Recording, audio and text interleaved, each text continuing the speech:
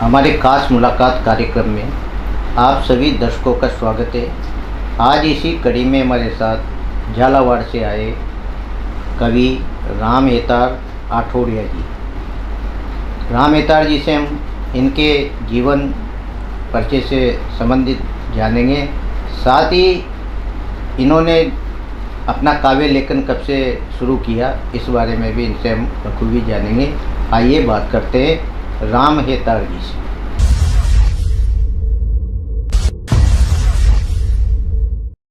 राम हेतार जी, आपका हमारे स्टूडियो में बहुत बहुत स्वागत है। स्वागत है एसटीएन टीवी के डायरेक्टर दिनेश जी भाई साहब का आपने मुझे बुलाया इस विशेष खास मुलाकात में। जी, राम हेतार जी, सबसे पहले अपने जीवन परिचय के बारे में बताएं। आप कहाँ से हैं जी और किस व्यवसाय से आप जुड़े रहे? मैं वैसे गांव तो मेरा बडौरा खानपुर के पास पड़ता है, जो अटरू तहसील ज़िला बारा में आता है। वैसे मैं सर्विस खानपुर पंचायत समिति ज़िला झालावाड़ में करता हूं और वर्तमान में एडिशनल वीडियो पंचायत समिति पे मैं पद पर कार्यरत हूं। लेखन की शुरुआत वैसे मैंने जब मैं 10वीं में पढ़ता था 1990 में, तब से मैंने शुरुआत कर दी थी। पर तो मन में एक ख्याल आया कि पहले मैं नौकरी कर लूँ, लेखन में बाद में करूँ। लगभग 25 साल का गैप मेरा लग गया और अब 27 साल की मेरी सर्विस भी पूरी हो गई। बचपन में मैंने मेरे गांव में पढ़ाई करी, बहुत अभाव में पढ़ाई करी साहब, बहुत गरीबी में पढ़ाई करी। गांव में लाइटें नहीं होती थी, फिर भी चिमनी में रह कर मैंने पढ़ाई करी, परीक्षाएं दी। 5-5 7 दिन तक लाइट चल जाया करती थी गांव। वहाँ से पास में ही मेरा खानपुर नज़दीक पड़ता है कस्बा, वहाँ आते थे हम पिसाई के लिए भी वहाँ पर आते थे। बड़े अभाव में हमने ज़िंदगी जी। माता पिता भी गरीब थे, गरीबी से जीवन यापन शुरुआत की। और 1996-97 में मैंने एग्ज़ाम दिया तो मैं ग्राम सेवक एवं प्रधान सचिव के पद पर मैं कंपटीशन मैंने फाइट कर लिया और मेरा प्रेस पोस्टिंग पंचायत समिति अंता जिला बारा वहाँ पर मिला मुझे। लगभग 4 साल तक मैं अंता में कार्यरत रहा। उसके बाद मैंने 2001 से पंचायत समिति खानपुर में ज्वाइनिंग किया और मेरा प्रमोशन लगभग 2013 में पुनः पंचायत प्रसार अधिकारी पद पर हो गया।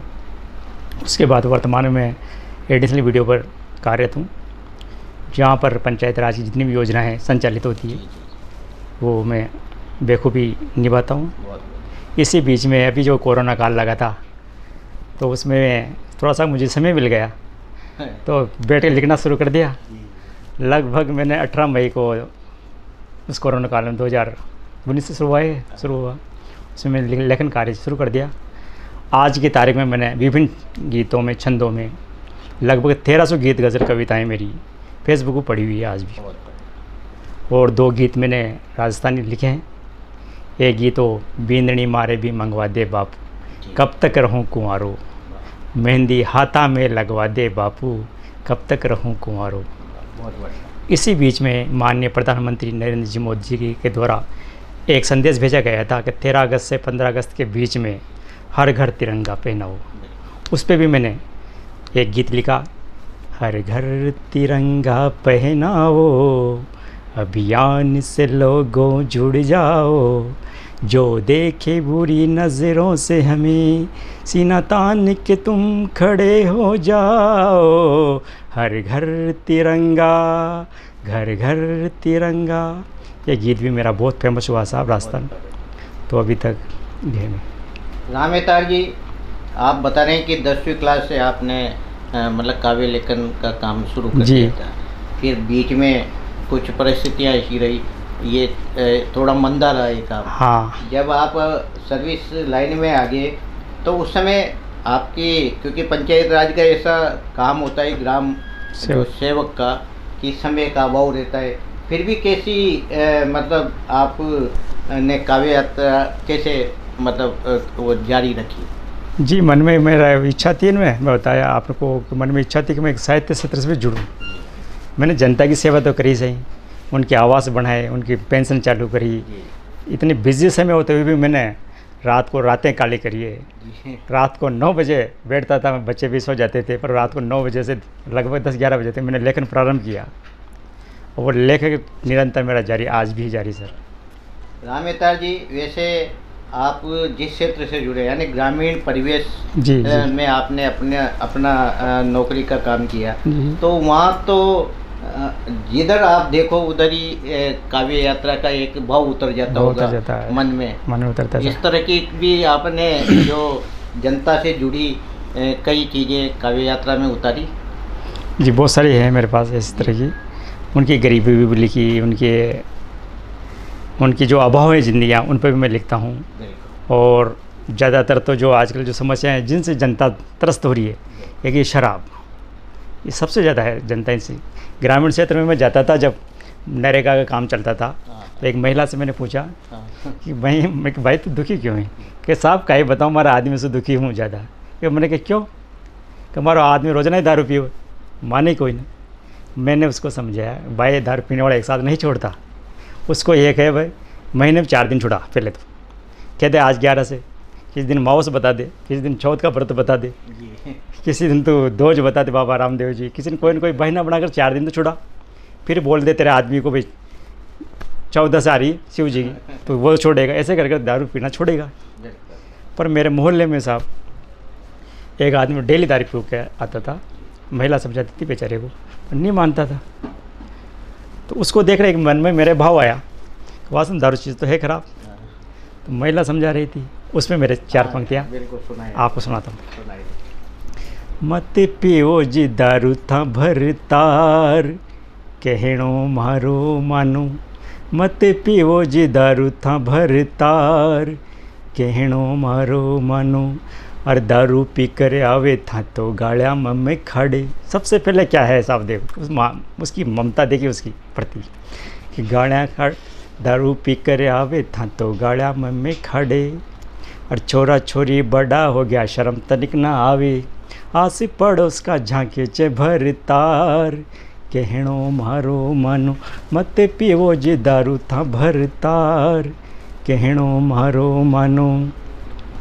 और तंगा खाता आवे था तो नालिया में पड़ जावे। वो समझा रही हो कि क्या स्थिति है आपकी। बहुत अच्छे आदि इंसान हो, पर दारू पीने के बाद आपकी स्थिति कितनी ख़राब हो जाती है। कि तंगा खाता आवे था तो नालिया में पड़ जावे। और 2-4 और भाई लिया संग में घर लावे। आड़ा टेढ़ा झांके चे भरतार, कहणो मारो मानो।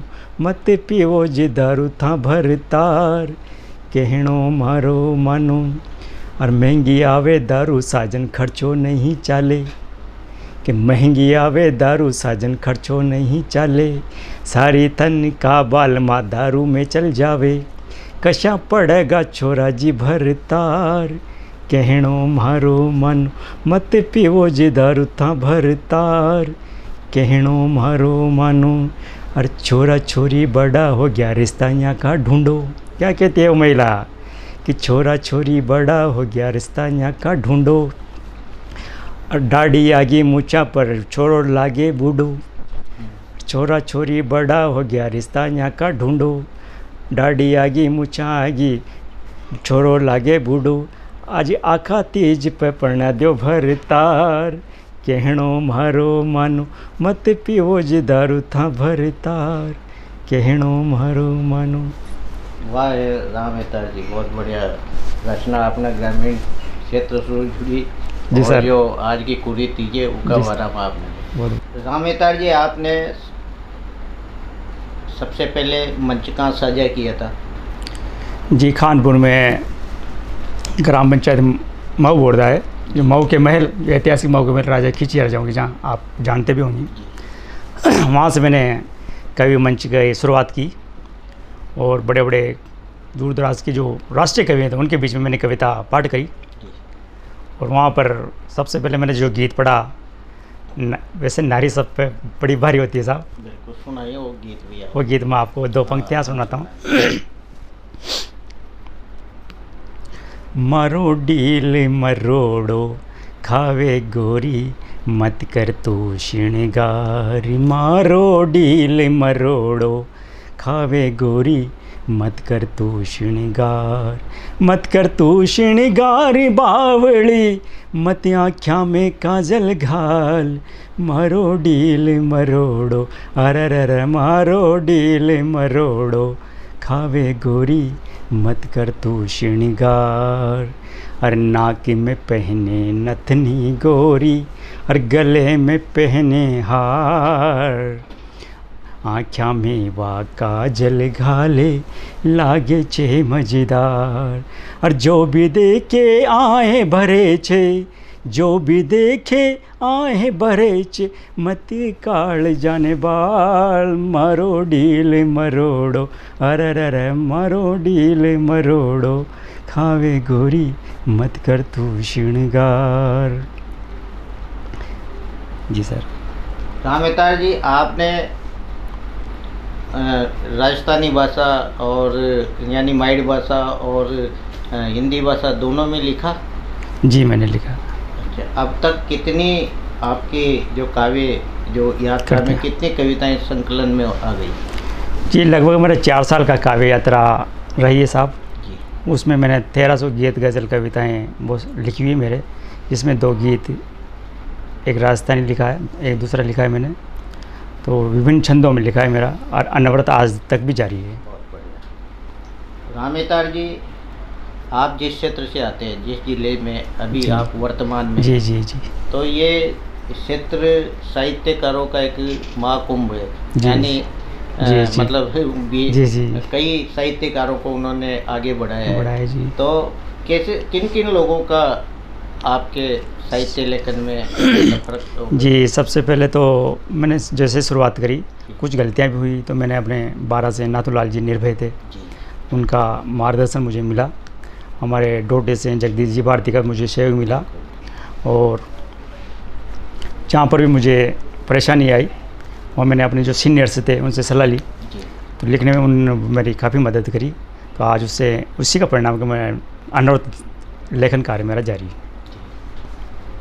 तो आपका जो ये काव्य संकलन है, ये क्या पुस्तक कृति के रूप में सामने आएगा, क्या मानते हैं? जी बिल्कुल शीघ्र आने वाला है सर, क्योंकि पुस्तक पांडुलिपि में तैयार करवा रहा हूँ अभी, और लगभग कोशिश है कि इसी वर्ष में अंत तक उसका प्रकाशन हो जाए। राम हेतार जी, झालावाड़ में भी कई काव्य गोष्ठियाँ होती है, तो उन काव्य गोष्ठियों में क्या देखने को मिलता है? क्योंकि कई वरिष्ठ साहित्यकार आप लोगों के बीच में होते हैं, तो कैसा महसूस होता है उस समय? आज भी मैं जो हमारे सीनियर हैं उनकी वास्तव में इज्जत भी करता हूँ, उनको अपने गुरु की तरह मानता हूँ, और उनसे सीखने को बहुत कुछ मिलता है। उनके बीच में मैं अपने आप को गौरवान्वित महसूस करता हूँ कि आज मैं एक 4 साल की काव्य यात्रा में उस स्टेज पे पहुँच गया हूँ जहाँ तक शायद ही कोई पहुँच पाए। बहुत सारे मुझे अवार्ड्स मिल चुके हैं इस मामले में, बहुत से दिल्ली की संस्था ने मुझे सम्मानित कर चुके हैं, और भी ये आपकी कोटा के जो वो ये संस्था है एक, वो रावण जी। अच्छा, दशहरा मेला नहीं, रावण जी है ना, कर्मयोगी सेवा संस्थान द्वारा भी, रावण सरकार द्वारा भी मुझे सम्मानित किया गया, और वो से संगोष्ठियाँ भी है। और लगभग लखनऊ से मेरी 8-10 स्टोरियाँ जो मैंने लिखी है वो लखनऊ पत्रिका से, वहाँ से भी मेरे प्रकाशित हो चुकी है। हाँ, पत्रिका में अधिकतर मेरी आती रहती है। जी सर। राम हेतार जी, गीत सुनाओ आप हमारे दर्शकों को। गीत लो साहब, आप श्रृंगार का सुना देता हूँ आपको। जो भी आपको आपकी जो भी पसंद की चीज़ सुनाइए आप। मान लीजिए सर, आप बाहर का आदमी हमारे यहाँ क्षेत्र में नौकरी कर रहा हो, तो स्वाभाविक है कि एक नारी मर हो और आदमी यहाँ नौकरी कर रहा हो। अब हम लोग ये मानते हैं राजस्थानी की महिला तो भाई 12 महीने में, सावन का महीने का ऐसा होता है जिसमें आदमी जरूर आए उसके पास, तो उस महिला के जो एक विरह था, उसकी मन की बात, तो महिला संदेश भेजती है अपने आदमी के पास कि कब आओगी, तो आदमी कहता है भाई नए साल में आ जाऊँगा। जब नए साल में नहीं कहता भाई महाशिवरात्रि पे आऊँगा, गणगौर पे आऊँगा, या फिर सात चौथ पे आऊँगा, या फिर कैसे से, पर नहीं पहुँच पाता। जैसे करते थे सावन का महीना आ जाता है तो उसे रहा नहीं गया, तो वो एक संदेश भेजती। मन याद घनी आई आज पास मरिया जारी, मन याद घनी आई आज पास मरिया जार, मरही उड़ में लागी रे प्यास, प्यास तो बुझा जा रे, मन याद घणी आई आज, पास मरे आ जानी। सुबह से देखूं शाम पड़ जावे, कि नज़र कहीं भी तू नहीं आवे। अरे वादा करे तू हजार, एक भी न निभावे रे, मन याद घणी आई आज, पास मरे आ जा रे। कि सावन महीनों बीत्यो जावे, मास भादवो आवण लाग्यो। अरे हंसी उड़ाए सक्या आज, पास मरे आ जा रे, मन याद घणी आए आज, पास मरे आ जा रे। कि बेरन बरखा आवण लागी, बरसात गिरती है साहब बहुत तेज, जब महिला के मन के भाव, कि बेरन बरखा आवण लागी, और मारे मन ने चुभन लागी। मन याद घणी आए भरतार, पास मरे आ जा रे, मन याद घणी आए आज, पास मरे आ जा रे। थोड़ा सा उसको गुस्सा आता है कि बेरी पिया अरे अब तो आजा, गुस्से में क्या कहती कि बेरी पिया अरे अब तो आजा, तुझसे दूर रहा न जाए रे, और भरी जवानी देख के मारी, हर किसी का मन ललचाए रे। बहुत बढ़िया। अंत में वो कहती है साहब कि साची साची बात बता दे, मारा मन ने तू समझा दे। कि साची साची बात बता दे, मारा मन ने तू समझावे। अरे करवट लेऊं आज नींद नहीं आवे रे, मन याद घणी आए आज। जी सर। बहुत बढ़िया नामेकार जी। आपने श्रृंगार पे भी लिखा कुछ? जी श्रृंगार गीत है बहुत, सब रसों में, सभी रसों में लिखा? मेरा विषय। बहुत बढ़िया। रामेताल जी, आप किन किन संस्थाओं से जुड़े हुए हो? जैसे खर्च आप बता रहे हो कि खरसो खेत कल्याण है, जो संवर्धक रोटी की संस्था है, उससे भी जो मैं जुड़ा हूँ सर। राष्ट्रीय कवि मंच से मैं जुड़ा हूँ, साहित्य वाटिका से मैं झालावाड़ से जुड़ा हूँ, और मगध में एक दिल्ली की संस्था है जो मंजिल ग्रुप, उससे मैं जुड़ा हूँ। उससे मैं पूरे ऑल इंडिया के साहित्यकार जुड़े हैं हमारी दिल्ली वाली संस्था से। तो एक से एक बढ़ के हमारे रचनाकार हैं, उनका मार्गदर्शन मिलता है, वहाँ पर मैं रचनाएँ डेली लिखता हूँ, तो वो भी काफ़ी पसंद आती हैं उन लोगों को भी, वो नंबर देते हैं तो उनके बीच पर। जी सर। तो रामेताल जी, आप बता रहे हो कि दिल्ली की बड़ी संस्था है जिन जो एक नंबरिंग होती है, तो उसमें क्या मतलब लेखन में सुधार का ये होता है या उसमें रचनाओं को पसंद किया जाता है क्या? जी, रचना लिखने के बाद उसके भाव देखे जाए, कला पक्ष और भाव पक्ष। आपका अच्छा हो कला पक्ष और भाव पक्ष, तो उसमें नंबरिंग दी जाती है। और नंबरिंग वो क्या है, जोड़ते हैं साल भर में। जैसे मैं आपके अच्छे नंबर 10-11 हज़ार अगर नंबरिंग आपको मिल जाती है, तो आपको तो गोल्डन के सदस्य पुरस्कार मिलता है, पुरस्कार मिलता है। उसमें संस्था द्वारा सम्मानित किया जाता है, और 11,000 के आसपास उसको दिया जाता है। और मुझे उस दिल्ली की संस्था द्वारा मातोश्री सम्मान से सम्मानित किया गया साहब। बहुत बढ़िया। एक हाड़ौती का पुत्र और बड़ी जी। संस्थाओं से यदि पुरस्कार लेकर आए तो बहुत हाड़ौती के लिए भी बड़ी गर्व की बात है ये। जी सर। रामेताल जी, जाते जाते एक कविता आप और हमारे दर्शकों को सुनाओ। जी सर, एक लास्ट में एक कविता और सुना देता हूँ। तेरी ये झील सी आँखें मुझे मदहोश करती है, तेरी ये झील सी आँखें मुझे मदहोश करती है, तेरा ये चांद सा चेहरा मेरे मन को लुभाता है। कैसे कहूँ तुझको तेरे बिन दिल नहीं लगता, तू मेरी है मैं तेरा हूँ बस यही समझना है, मैं तेरी हूँ तू मेरा है बस यही समझना है। जी सर। बहुत सुंदर, बहुत धन्यवाद सुंदर। सर, आपने मुझे यहाँ बुलाया, मौका दिया। आपका बहुत बहुत एस्टर्न टीवी चैनल का और दिनेश जी भाई साहब का बहुत बहुत धन्यवाद, और सभी दर्शकों को मेरा नमस्कार। ये थे हमारे साथ झालावाड़ से पधारे कवि श्री रामेताल जी। इन्होंने सर्विस के साथ साथ अपनी काव्य यात्रा जारी रखी, और ये देश की बड़ी संस्थाओं से भी जुड़े हुए हैं, और वहाँ अपनी रचना भेजते और उनमें वहाँ चयनित होकर पुरस्कारों से भी इन्हें नवाजा गया है। आज ये कीमती समय निकालकर झालावाड़ से यहाँ पधारे, आपका तहे दिल से धन्यवाद सर, धन्यवाद।